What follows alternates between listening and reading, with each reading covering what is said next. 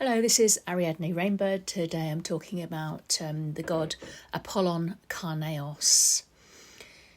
Apollon Karneios is a form of the god Apollon who was worshipped in Dorian areas of Greece and Magna Graecia, in cities such as Sparta and its colonies of Thera, which is in modern-day Santorini, and Kyrene in North Africa. The origin and meaning of the name Karneios was obscure even in ancient times, and the main source we have for the various origin sources of his name is a 2nd century Greek geographer and travel writer Pausanias.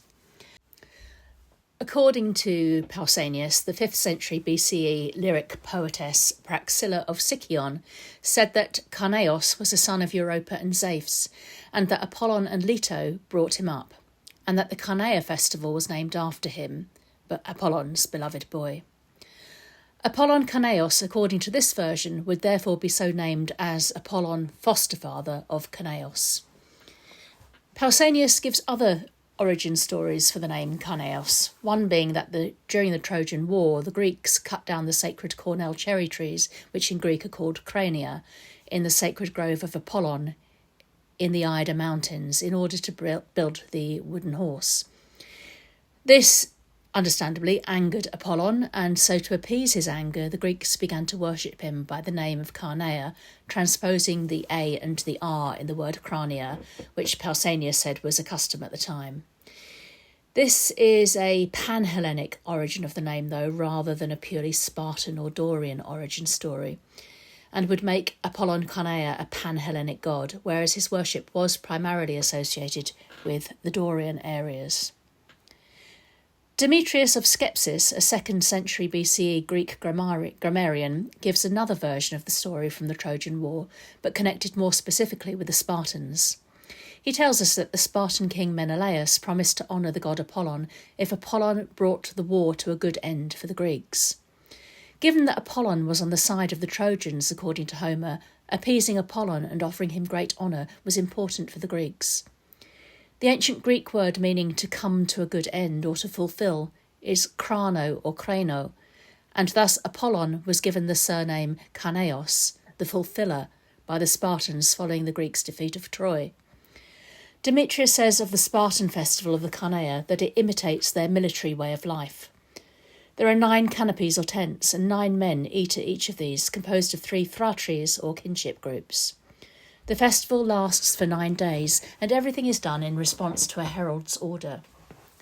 Although the Karneia festival is often considered to be an agricultural festival, the structure of the festival with the tents and herald may be a kind of reenactment of the Trojan War, where the Greeks fought at Troy according to the configuration of the army that Nestor suggests to Agamemnon in the Iliad, ranging the men by philae, tribes, and phratries, kinship groups. Another version given by Pausanias is that Karnos was an Apollonian seer from Arcania in the army of the Heraclids. The Heraclids, or Heraclidae, were the descendants of Heracles, a group of whom, the descendants of his eldest son Helus, were a group of Dorian kings who conquered the Peloponnesian kingdoms of Mycenae, Sparta and Argos. This is thought by some historians to have been associated with a Dorian invasion from the north, Epirus or Thessaly areas, around 1100 to 1000 BCE.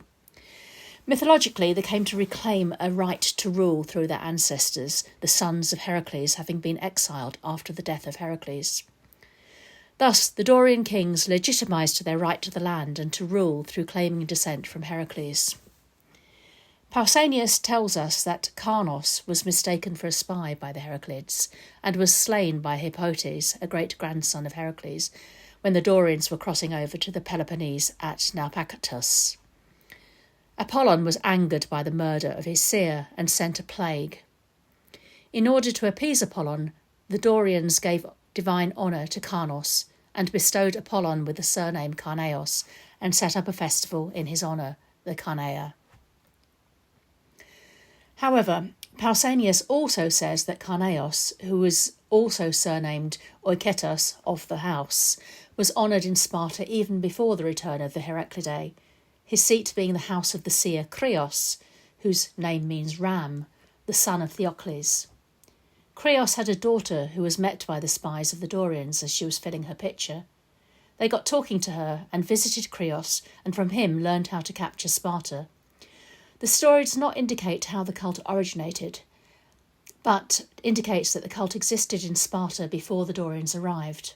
If we link this to what Demetrius of Skepsis tells us, the cult already in existence had been founded by Menelaus, the Mycenaean king of Sparta.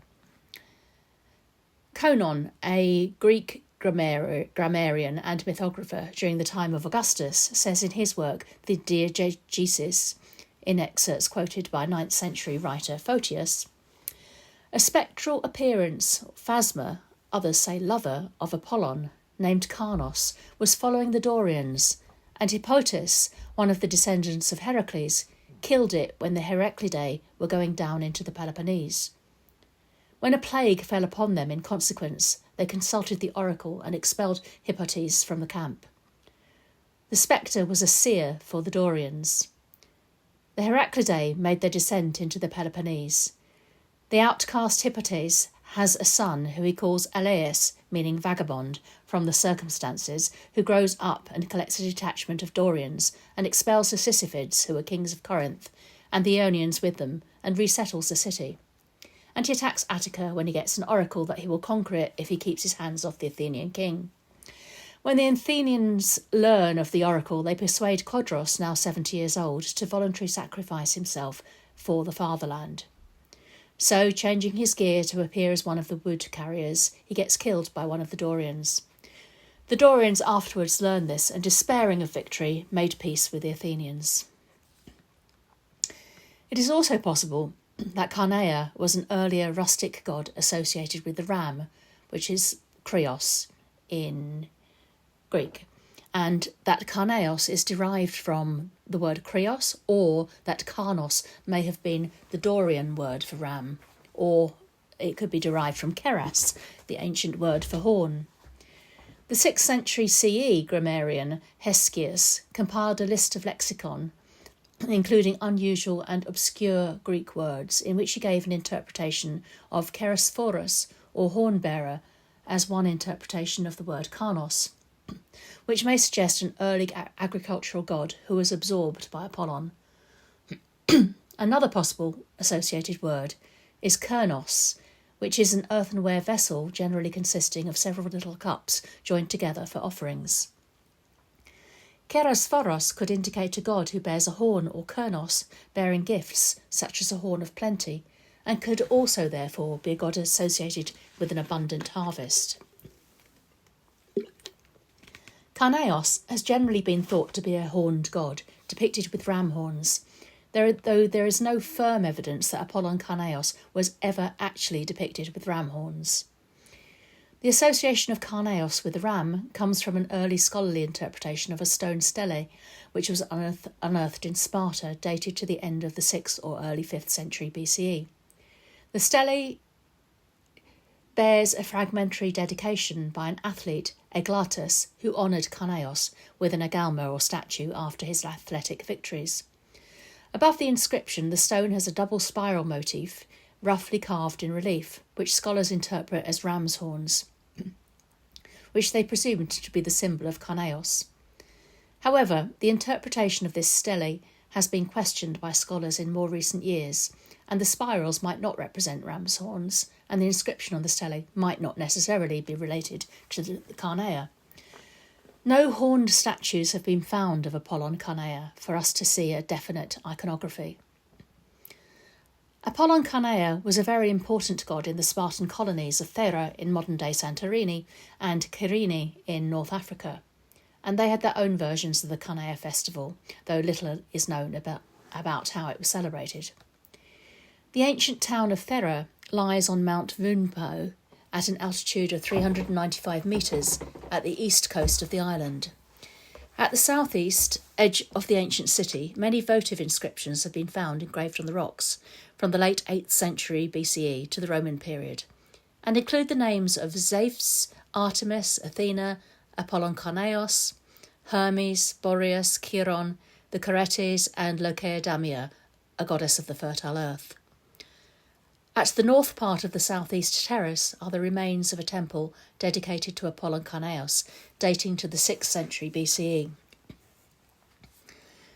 The sanctuary of Apollon at Kyrene dates to the 7th century BCE, and it was rebuilt during the 6th century, and again in the 4th century. The temple lasted until the Roman period, but was burnt down during the Jewish rebellion of 115 to 117 CE. It was rebuilt again in Doric style. The specific epithet of Apollon worshipped at the sanctuary was Karneios. The city of Kyrene itself was said to have been founded by Apollon. The poets Callimachos and Pindar both associate Apollon Karneios with the founding of Kyrene. See also my video of a reading of Callimachos' hymn to Apollon. Diodorus Siculus also tells us that Apollon took the nymph Kyrene to the land which he named after her, and that he set out planting on it and brought it under cultivation, whereas formerly it had lain bare.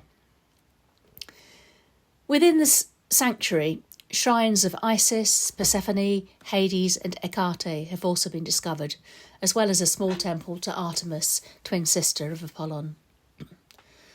A Roman period cult statue of Apollon was found, broken into 121 pieces, and is now in the British Museum. The statue, however, does not have ram horns.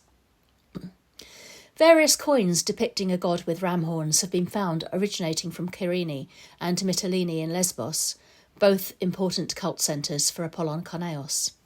These date back to the 4th century BCE. However, Zeus Armon is also known to have been worshipped in Kyrene from as early as the 6th century BCE, and these coins may therefore be depictions of him. There are no inscriptions, unfortunately, on the coins to say which god they are. However, it has generally been assumed that those which depict a young, beardless god are more likely to be Apollon Karneios, whereas Zeus Armon is depicted as more mature and bearded. Symbols on the reverse side of the coins can also give clues as to which deity they represent. Where the reverse of the coin depicts plants such as wheat or barley or grapes or the silphium plant, they are thought to be more likely to represent Apollon Karneios due to his presumed associations with agriculture. The silphium plant is an unidentified plant which was very important in Kyrene and which was used medicinally and for seasoning and for perfumery. It is thought to have become extinct due to over-harvesting and only growing in a narrow native range. It is thought to be related to the giant fennel or to the asafoetida plant. Due to the story mentioned earlier that it was Apollon who was responsible for all plant life growing at Kyrene, which had previously been barren, Apollon was likely also credited with bringing silphium to Kyrene, though due to its importance it was featured on many coins and not necessarily just those associated with Apollon. Although there is no definitive proof, then, that Apollon Karneios had ram horns, or was depicted with ram horns, and there are various interpretations of the name and what he is associated with, it seems likely that he was associated with agriculture, possibly absorbing an earlier rustic god, and various stories and interpretations of his name associate him with horns or rams, whether or not he was actually depicted with them. He's likely also associated with another form of Apollon, Apollon Karneios, meaning horned, a syncretic form of Apollon worshipped in Cyprus. His name may also be associated with fulfilment, which, as well as being associated with the Greeks winning the Trojan War, might also be associated with the fulfilment of the harvest, and the horn being the horn of plenty, or the offering Kernos. We know from ancient sources that the Karneia festival involved the Staphylodromi, the grape cluster runners, and Apollon Karneios may also have been associated with viticulture. It has also been suggested in modern Orphic tradition that Karneia is related to the word cardia, meaning heart, and that Karneios is the form of Apollon whose temple is within our hearts. As a rustic god of the flocks, herds, crops and vines, he is a god of the outdoors and wild places, and is the god who is always with us wherever we are, and has no need for a physical temple because his temple is within our hearts. Although we cannot be sure that the coins from Kyrene and Mytilis depicting a ram horned deity are actually Apollon Karneios and not simply different depictions of Zeus Armon, it is also possible that even if Karneios was not originally depicted with ram horns in Sparta, that he may have acquired this characteristic iconography from Zeus Armon by the time the coins were produced, both gods being highly important to those communities, and Karneios already having an association with rams. Horns can indicate both power and fertility and also evoke the non-human animal. Horned god figures appear in iconography across many different cultures, such as the Celtic Canonos, the Proto-Shiva figures of the Indus Valley, and various unidentified horned figures from Cyprus. Emma Aston, in her book Mixanthropoi, argues that Apollon Karneios was thoroughly embedded in the complex of ram-related figures in the myths, but how the various entities, Apollo Karneios, Karneos, Karnos, and Krios, related to each other exactly we cannot say.